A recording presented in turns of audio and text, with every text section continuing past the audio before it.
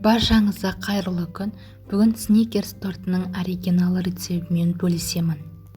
Ең бірінші ыдысымызға жұмыртқаның сары уызы мен ақ уызын бөліп аламыз.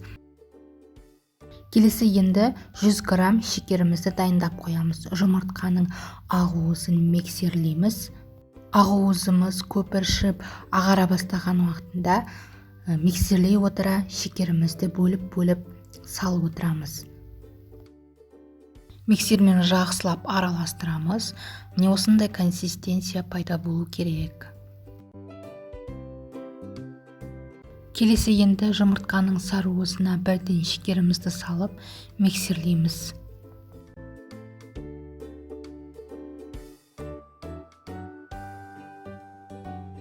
Оның үстіне су құйып миксерлейміз.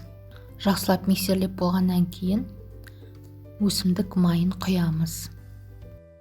Тағы да миксермен араластырамыз.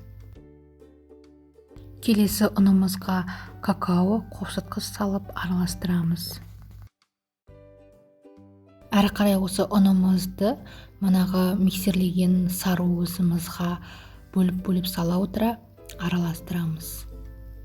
Осылай барлық ұнымызды қосып миксерлеп шығамыз. Осындай қою консистенция пайда болады. Енді осы какао қосылған салмамызға манағы миксерлеген жұмыртқаның ақ уызын бөліп салып араластырамыз. Бұнда силиконовый таяқша немесе ағаш қасықпен болмаса араластырсаңыз болады. Осында сұйық консистенция пайда болады. Енді оны пергамент қағазы төселген формамызға құйып шығамыз. Қызып тұрған пеште 180 градуста 30-40 минутта пісіреміз. Пеш әркімде әртүрлі болғандықтан ол әртүрлі уақытта піседі. Оны ағаш шпажкамен тексерсеңіз болады. Менің бисквитім пісті, оны жақсылап суытып қоямыз. Енді карамелін дайындаймыз. Осындай қалың ыдысқа шекерімізді салып баяу отта ерітеміз.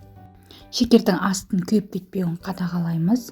Шекеріміз ери бастағанда сливкиімізді отқа қойып ысытып аламыз. Шекеріміз толықтай ери бастағанда үстіне қайнаған сливкиімізді құямыз. Құйғанда қасықпен шекерді жақсылап араластырамыз тез жылдамдықпен. Егер де дұрыс араластырмаса, шекердің түйіршік болып қалып қояды. Енді осының үстіне бөлме температурасындағы сары майды салып араластырамыз. Осындай консистенция пайда болады. Енді оны бөлек ыдысқа құйып суытамыз. Енді осы карамельдің үстіне орехімізді ұсақтап салып араластырамыз. Енді суыған бисквитімізді теңде 3 бөлікке бөлеміз. Кремнің дайындалу жолын описаниеге ссылкасын қалдырамын. Бисквит ылғалды болу үшін осылай сүтті жағып шығамын. Келесі енді сникерс тортын құрастырамыз. Бірінші кремін жағып аламыз. Карамеліміз ағып кетпеу мақсатында осылай айналасына биіктеу етіп, айналдыра отыра кремімізді жағамыз. Енді оның үстіне карамельдің жартысын құямыз. Енді келесі екінші қабатын дәл осылай кремін жағып, үстіне карамельді құямыз.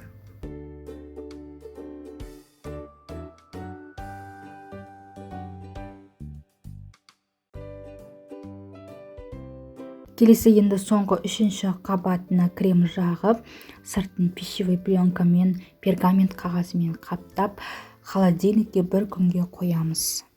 Торт 1 күн тұрды, енді үстіне шоколадын әзірлейміз. Ол үшін сливкиге шоколадымызды ерітеміз. Осылай толықтай ерітеміз, үстіне орехты езіп араластырамыз. Осы шоколадты кремді тортымыздың үстіне жағып шығамыз. Осымен сникерс торты дайын. Холодильникке бірнеше сағатқа қоямыз. Одан кейін кесіп дәмін көрсеңіздер болады.